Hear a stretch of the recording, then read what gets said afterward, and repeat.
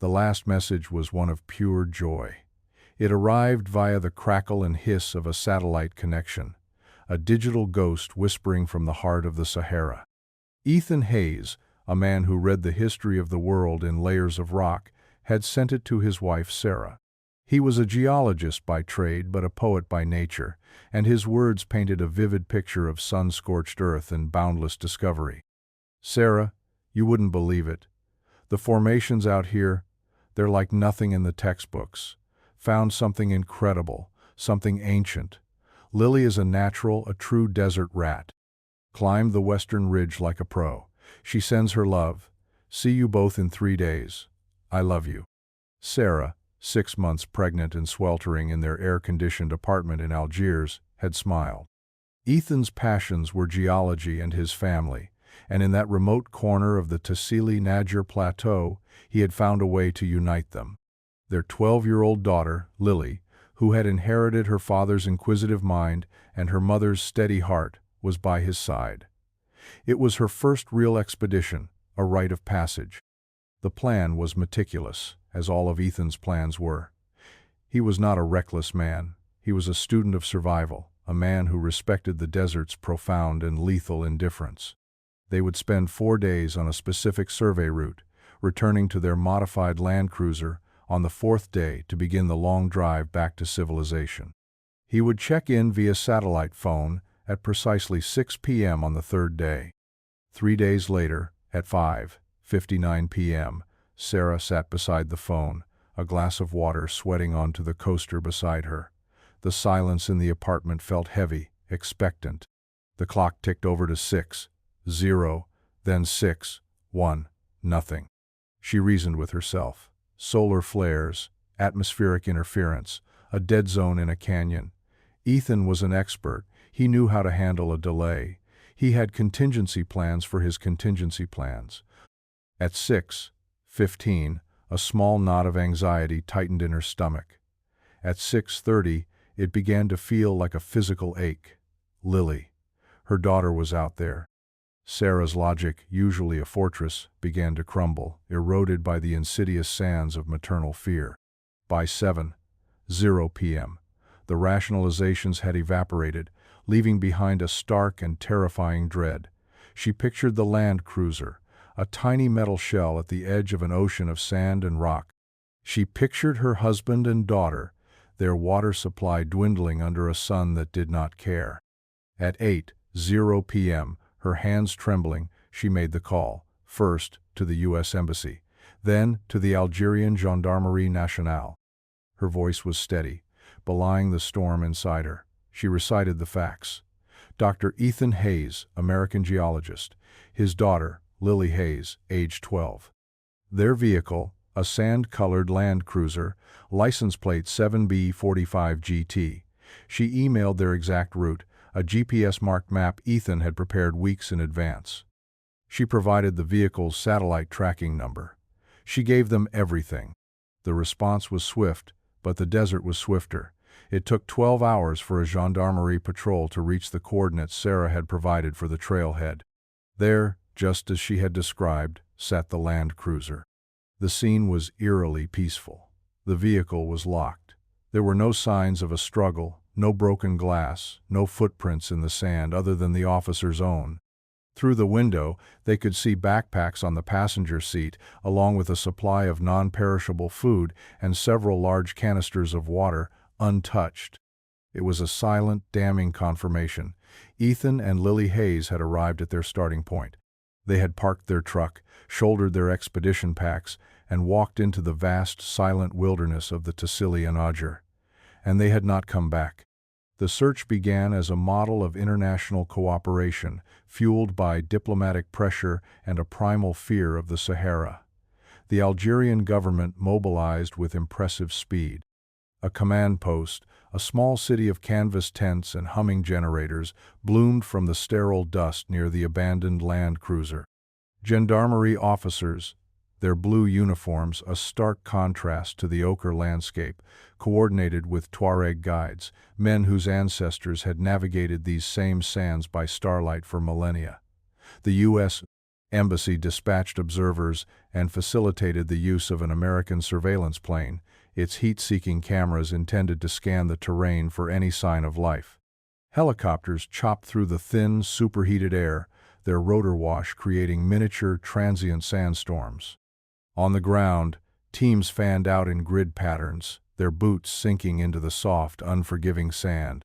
K-9 units, their handlers pouring precious water over their heads, sniffed at the base of rock formations, their whines lost in the immense quiet. But the environment was more than just a location. It was an active antagonist. The Tassili Najer was not an empty expanse of dunes. It was a labyrinth. Towering sandstone massifs, eroded by eons of wind into grotesque shapes, created a maze of canyons, ravines, and hidden plateaus. It was a landscape that guarded its secrets jealously. The sun was a physical weight, a relentless hammer blow that bleached the sky to a pale, hazy white. It baked the ground until it shimmered with heat, creating mirages that danced on the horizon, promising water and relief where there was only more rock and sand. Worse than the heat was the wind. It was a patient, tireless sculptor of stone and an eraser of all human trace. A set of footprints, clear and defined at dawn, could be smoothed into nothingness by noon. A dropped piece of gear could be buried under a fresh drift of sand within an hour. The desert was not just hostile, it was meticulously clean, constantly sweeping away the evidence of any who trespassed within it. The searchers were confronted by a profound and maddening silence. It was a silence that went beyond the absence of noise. It was the absence of clues. They found nothing. Not a single footprint leading away from the land cruiser that lasted for more than a few meters. Not a discarded food wrapper, not a dropped glove, not a scuff mark on a rock. The high-tech aerial surveillance saw only heat signatures from lizards and fennec foxes. The dogs found no scent to follow. It was as if Ethan and Lily Hayes had walked to the edge of the physical world and simply stepped out of it. Captain Anis Mezian of the Gendarmerie, a veteran officer with a face as weathered as the landscape itself, stood at the command post, staring at the map. He had seen the desert claim people before. Tourists who underestimated the heat, smugglers who ran out of fuel.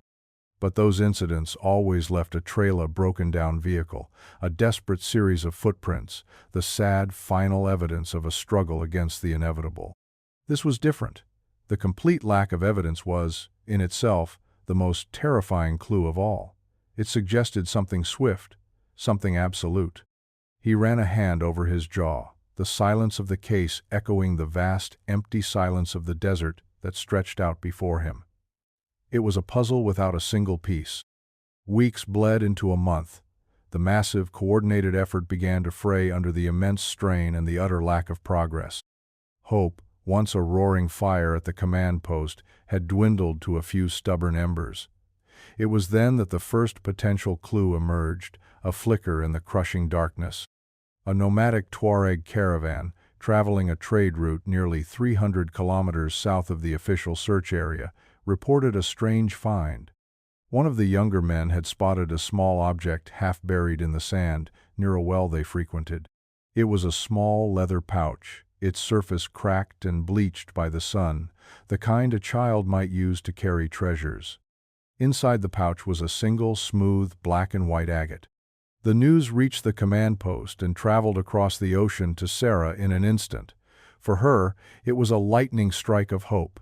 Lily was a collector. Her room was filled with jars of polished stones, rocks, and fossils. She had a particular love for agates, for the secret worlds captured in their swirling bands. A small leather pouch was exactly the kind of thing she would have carried. The pouch was flown to Algiers. The search, which had been on the verge of being scaled down, was suddenly re-energized. Resources were immediately retasked. Maps were redrawn. The entire focus shifted 300 kilometers to the south, to a new, vast swath of desert. The prevailing theory was born of desperation and hope. Ethan and Lily had somehow traveled an immense distance, far beyond their planned route. Perhaps they had been given a ride, or perhaps they had been taken. Captain Mezian was skeptical. The distance was enormous, the pouch's connection tenuous. But he could not deny the family this glimmer of hope. He ordered his team south, into the new grid. The pouch itself was subjected to intense scrutiny. It was old, clearly weathered, but forensic analysis could find no definitive link. There was no DNA, no fingerprint, nothing to tie it conclusively to Lily Hayes. It was just a pouch with a stone inside, found in the desert. It could have been there for 5 years or 50. The renewed search was a brutal, soul-crushing exercise in futility. The new area was just as vast, just as unforgiving as the first. After 2 more weeks of finding nothing, not a track, not a fiber, not a single sign of human passage, the truth became unavoidable. The pouch was a red herring, a tragic coincidence. The disappointment was a physical blow to everyone involved. It had consumed precious time and immense resources. More importantly, it had stoked a fire of false hope in Sarah, only to pour sand on the flames, leaving behind the cold, bitter ash of despair. With the failure of this last, desperate lead, the inevitable announcement came. The official, large-scale search for Ethan and Lily Hayes was suspended. The helicopters were recalled. The command post was dismantled, leaving no trace on the sand, just like the people it had been built to find. The case was not closed, the official statement read, but it would now be considered an open, inactive investigation, a cold case. In the vacuum left by the absence of facts, speculation began to fester. The narrative, once one of tragic loss, began to shift into something uglier. How could an expert like Ethan Hayes simply vanish? He knew the desert. He was meticulously prepared. The public, and even some within law enforcement, began to whisper new theories. Perhaps he had staged it, perhaps he was in debt, or had a secret life, and had orchestrated a disappearance to escape it all. The Tassili Najjar was a known route for smugglers of artifacts and other illicit goods.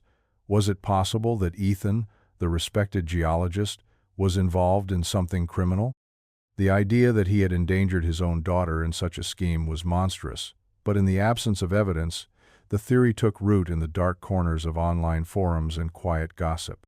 For Sarah, this was a second, more insidious kind of torment. Not only had she lost her husband and daughter, but now she had to defend their memory from these cruel whispers. She gave interviews, her face pale but her voice firm, insisting on Ethan's integrity, his love for his family, his absolute devotion to Lily. 2 months after the search was suspended, Sarah gave birth to a son. She named him Leo. He had his father's eyes. Her life became a quiet, relentless vigil. She refused to let the world forget. Using a portion of Ethan's life insurance, she established a small foundation called the Hayes Hope. Its purpose was to keep the case in the public eye and, when possible, to fund small-scale private searches with local guides who knew the Tassili region. Every lead was a dead end. Every search turned up nothing. Yet she persisted. It was an act of faith, a refusal to accept the silence of the desert. She was fighting a war against forgetting, a lonely battle waged from her apartment in Algiers, with only her infant son and the ghosts of her husband and daughter for company. The world moved on, but for Sarah, time had stopped on the day the satellite phone failed to ring. 11 years passed. The world spun on, oblivious. Wars were fought. Technologies were born. Governments rose and fell. The story of the vanished geologist and his daughter faded from a headline to a forgotten news clipping, then into the digital ether. Sarah had moved back to the United States. Leo was now a bright, curious 11-year-old boy who knew his father and sister only through photographs and his mother's carefully curated stories. He knew his father was a brilliant man who loved rocks and the stars. He knew his sister had a laugh that could fill a room. He did not know the cruel speculations that had once swirled around their names. Sarah's life was defined by a quiet, dignified grief. The Hayes Hope Foundation was still active, though its resources were meager. She no longer expected a miracle, but the act of remembering had become its own purpose. It was a promise she had made to them, a vow to never let their story be completely erased by the passage of time. In Algeria, Captain Anis Meziane had retired from the gendarmerie. He lived in a small house in Gardaia, tending to his garden. But the Hayes case had burrowed deep into his memory. It was the one great failure of his career, a puzzle that mocked him from the recesses of his mind. He still had the case file, a thick, dusty binder filled with maps, reports, and the haunting photograph of a smiling man and a young girl. And then, in a remote, rarely visited canyon deep within the Tassili Najjer, a team of archaeologists unwittingly stumbled into the 11-year-old mystery. They were a joint French-Algerian team, their goal far removed from modern tragedy. They were hunting for the past, searching for undiscovered Neolithic rock art and burial sites. Their primary tool was not the spade or the brush, but ground-penetrating radar, a device that could peer beneath the sand and reveal the secrets held in the earth. Dr. Arsène Bresson, the lead archaeologist, was monitoring the GPR feed as his colleague slowly pulled the device across the canyon floor. For days, the screen had shown only the monotonous stratigraphy of sand and bedrock, but suddenly, an anomaly appeared.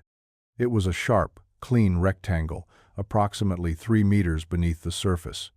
It was perfectly geometrical, its edges too precise to be a natural rock formation. Bresson frowned. It was not what they were looking for.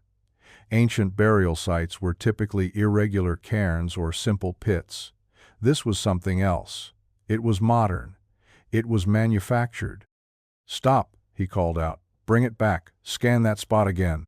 They scanned it 3 more times. The result was the same, a distinct rectangular object buried deep under the sand in a place no one had any reason to be. Curiosity, the driving force of all discovery, took hold. This was not part of their mission, but it was an irresistible enigma. The excavation began with a sense of cautious excitement. They dug carefully, meter by meter, the sun beating down on their backs. Hours passed. Finally, one of the shovels struck something hard with a dull thud, a sound that was not the sharp clink of rock. They switched to hand trowels, gently clearing away the remaining sand. A corner of dark gray plastic emerged, then another. Slowly, meticulously, they unearthed their discovery. It was not an ancient sarcophagus or a forgotten chest of artifacts. It was a pelican case, a modern, heavy-duty, waterproof equipment case, the kind used by photographers, scientists, and explorers to protect their most valuable gear. There was a moment of stunned silence among the team. This was not archaeology. This was something else entirely. One of the older Algerian members of the team, a man from the nearby province, felt a flicker of memory. He remembered the stories, years ago, of the American who had vanished. With trembling hands, they lifted the heavy case from its sandy tomb. The latches were stiff but functional. They popped them open, one by one. The rubber seal had held perfectly.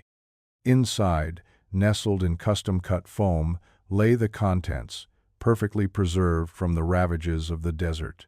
There was a satellite phone, 2 thick leather-bound journals filled with dense handwriting, and a small geological rock hammer, its polished head gleaming as if it had been made yesterday. Dr. Bresson recognized the significance immediately. He made 2 calls. The first was to the local gendarmerie. The second was to the French embassy. Within hours, the ghost of the Hayes case had materialized from the sand, resurrected by a chance scientific discovery. The discovery of the pelican case sent a shockwave through the quiet, dusty corridors of the cold case files. The news traveled from Algiers to Washington, and finally to a quiet suburban home where Sarah Hayes lived with her son. The call from the State Department was cautious, professional, but for Sarah, it was an earthquake that shattered the fragile peace of her life. The case was officially and explosively reopened. In Algeria, the gendarmerie, recognizing the unique circumstances, reached out to the one man who knew the case better than anyone, the retired Captain Anis Meziane. He agreed without hesitation, pulling his old file from its shelf, the 11 years of dust a testament to the long silence. The pelican case and its contents were treated with the reverence of a holy relic. They were sealed, placed in diplomatic pouches, and flown to a state-of-the-art forensics laboratory in Lyon, France. Every item was a potential witness that had been waiting more than a decade to speak. The analysis began. The journals were photographed and digitally archived before being examined. They were filled with Ethan's detailed geological observations, sketches of rock strata, and personal reflections. The last entry was dated the day before they were due to make their check-in call. It was filled with excitement about a unique mineral vein he had located, but contained no hint of danger or alarm. The satellite phone's battery was dead, but technicians were able to power it directly. They recovered its call log and data. The last outgoing call was the one to Sahara. There were no other calls, no desperate attempts to dial for help. It was the physical evidence, the case itself, and the rock hammer that would provide the most profound revelations. The scientists in Lyon were methodical, employing technologies that were either nascent or non-existent 11 years prior. They started with the exterior of the Pelican case. Under a high-powered microscope, they found that microscopic metallic particulates had been blasted into the case's tough polymer shell, likely from a high-velocity impact. This was unexpected. A simple sandstorm wouldn't do this. A fall from a cliff might, but the case itself was not cracked or severely damaged. The particulates were isolated and subjected to mass spectrometry. The results came back and they were baffling. The metal was a specific high-grade aluminum-magnesium alloy. A quick check of engineering databases revealed that this particular alloy was not used in standard consumer vehicles. It was prized for its strength and light weight, and used almost exclusively in the chassis and roll cages of custom-built, high-performance off-road racing and utility vehicles.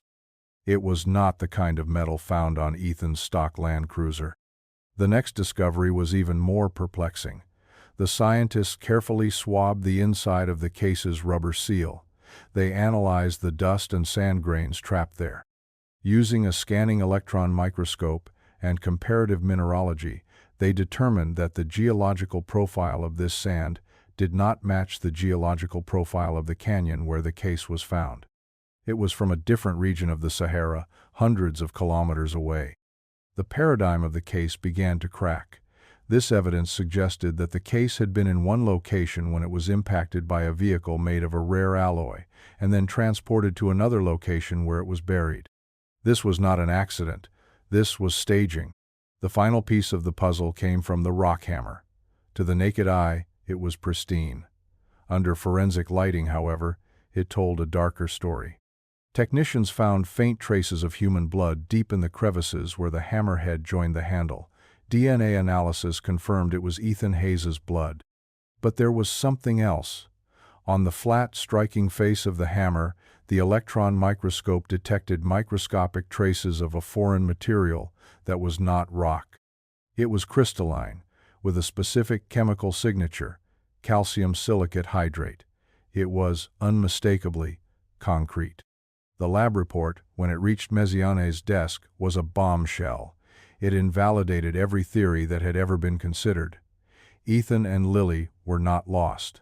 They did not succumb to the elements. The search had failed because it was looking for the victims of a natural tragedy, not the victims of a violent crime. The new evidence painted a chilling, counterintuitive picture. Ethan Hayes had been involved in a violent confrontation that drew his blood. That confrontation involved a second, specialized vehicle. His equipment was then deliberately taken and buried hundreds of kilometers away to create a false trail, and the presence of concrete on the murder weapon hinted at a location with modern construction, not just open desert. The investigation was completely reframed. Méziane was no longer hunting for two bodies lost in the wilderness. He was hunting for a killer. The 11-year-old silence had been broken not by a voice but by the irrefutable, microscopic whispers of science. Armed with the stunning revelations from the French lab, Anis Méziane felt a surge of purpose he hadn't experienced in over a decade. The ghost that had haunted him was finally taking shape. He assembled a small, hand-picked team of young, sharp investigators from the gendarmerie. Their first act was to unroll the old maps, but this time they looked at them with entirely new eyes. They were no longer searching for a place where someone could get lost. They were searching for a place where someone could commit murder and conceal it. The clues were specific and powerful: a custom off-road vehicle, a location with concrete, and a motive. The old theory of artifact smuggling resurfaced, but now it had teeth. Such an operation would require heavy-duty vehicles for transporting illicit goods and a remote base of operations, likely with permanent or semi-permanent structures. Mesiane's team began a painstaking process of cross-referencing commercial and land use permits issued in the Greater Tassili region in the years leading up to the disappearance. They looked for mining claims, exploration licenses, even construction permits for private airstrips. For weeks, they waded through bureaucratic archives, chasing down corporate shells and defunct companies. The breakthrough came from an old, half-forgotten informant, a man who had once provided Mesiane with information on smuggling rings. When contacted, the old man initially remembered nothing.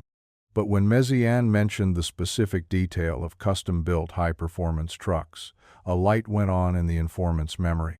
He spoke of a short-lived, semi-legitimate mining company that had operated on the far eastern fringe of the plateau. It was called Duvalier Sahara Exploration.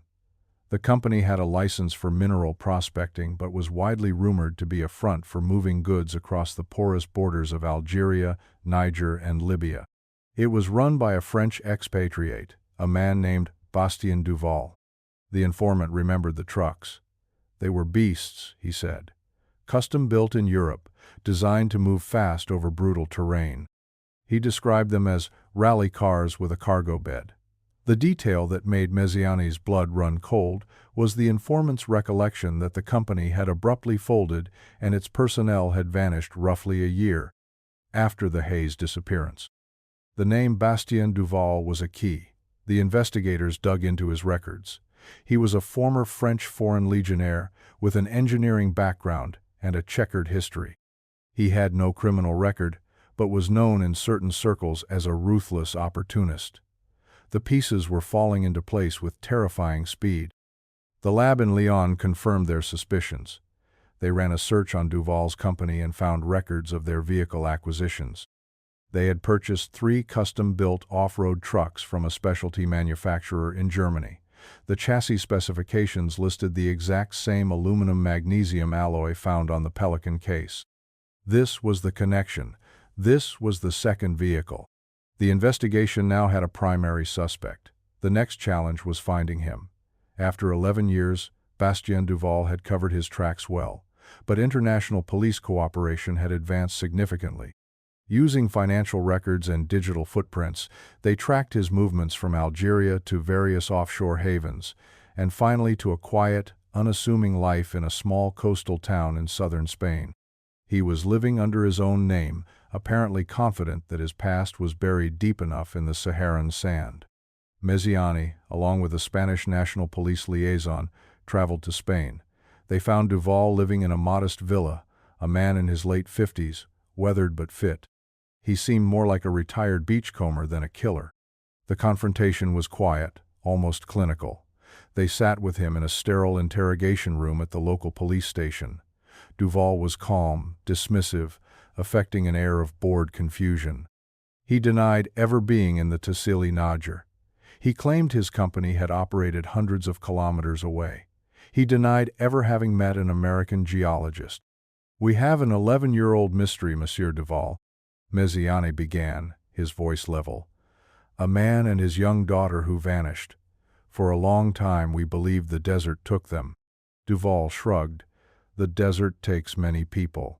"Yes," Mesiane agreed, "but the desert does not use concrete." At the word concrete, a flicker of something, a micro-expression of alarm crossed Duval's face. It was there and gone in a fraction of a second, but Mesiane saw it. Mesiane laid out the evidence, piece by damning piece: the Pelican case, the unique metallic alloy from his trucks embedded in its surface, the sand analysis showing it was moved, and finally, the rock hammer. Ethan Hayes's rock hammer. "We found traces of your victim's blood on it," Mesiane said, his voice dropping. "And we found something else, microscopic traces of concrete." We have the exact location of your old company's outpost in Algeria. We have satellite imagery from 11 years ago showing new construction on the site, specifically a concrete slab poured inside a storage shed. Duval's composure finally shattered. The mask of the placid retiree fell away, revealing the cold, calculating man beneath. He stared at Méziane, his eyes wide with a mixture of shock and disbelief. He had believed his secret was safe, protected by a fortress of sand and time. He never accounted for the power of a microscope. "We are obtaining a warrant to excavate that slab as we speak," Méziane said, delivering the final blow.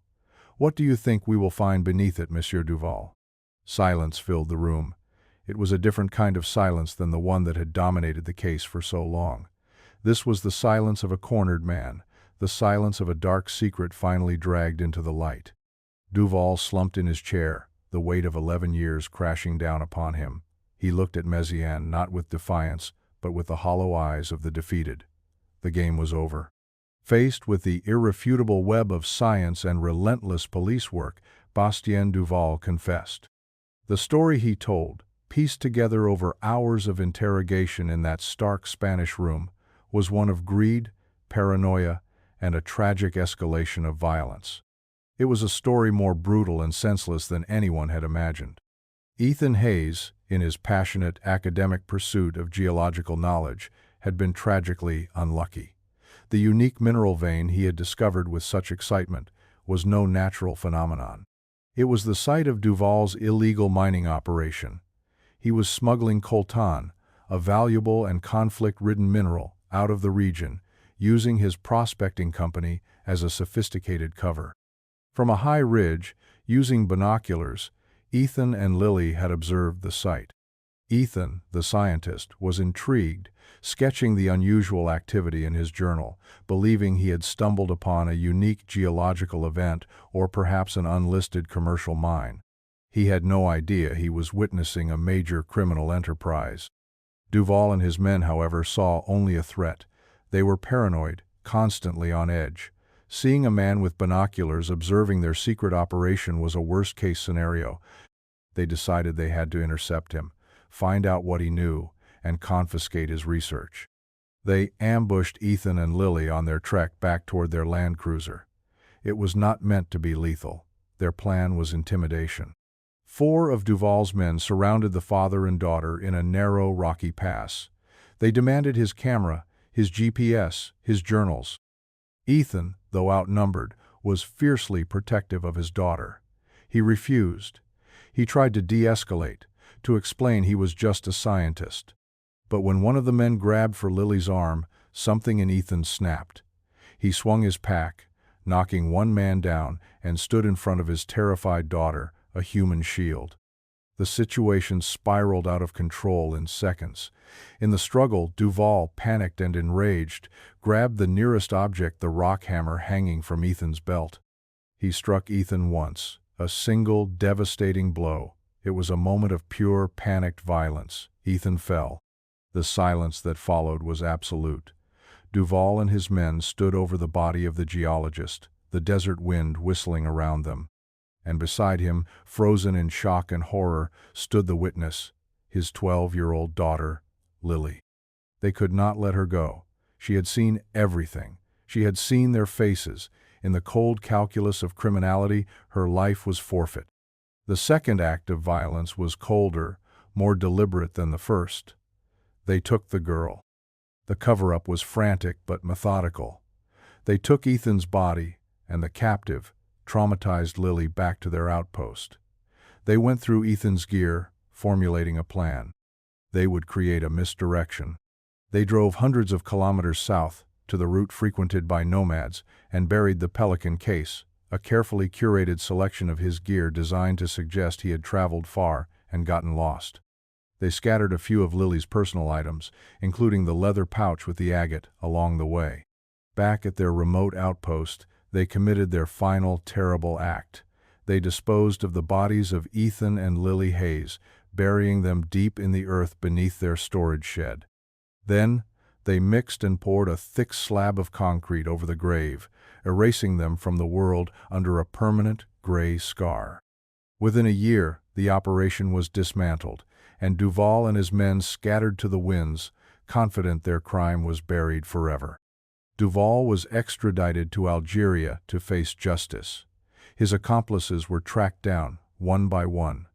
The legal process ground forward, a formal recognition of a truth that had been hidden for over a decade. But for Sarah and her son Leo, the resolution was not a victory. It was not a moment of triumph. It was the final, brutal confirmation of their worst nightmares. For 11 years, Sarah had lived in the agonizing limbo of the unknown. She had clung to a sliver of hope, a desperate, irrational belief that somewhere, somehow, they might have survived. Duval's confession extinguished that last ember. It replaced the uncertainty of hope with the certainty of horror. Closure came, but it was a complex, agonizing thing. It was the relief of knowing the truth, mingled with the profound, unending sorrow of what that truth was. She no longer had to defend Ethan's name against whispers and speculation. His reputation as a loving father and dedicated scientist was restored, but at the cost of learning the true depth of his and Lily's final, terrifying moments. The story concluded not in a courtroom, but in a quiet memorial service held in a garden back in the United States.